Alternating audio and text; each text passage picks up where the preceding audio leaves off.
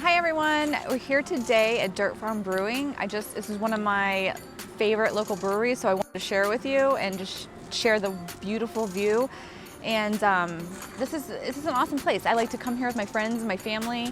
I actually do my client appreciation event here annually, and it's just a great place to come relax and have beautiful views. So I have a special place in my heart for breweries because my brother is a brewer and he owns Main and Six in Jacksonville, Florida. And so I made it a point when he started doing that to check out all the local breweries in the area, and this is the one I just fell in love with. So a lot of times we'll come here on the weekend to have kind of like a light snack and a beer, or just hang out and watch the views. You can bring your dogs, you can bring your whole family. It is family friendly. But anyway, so just one of my favorite breweries that I wanted to share with you.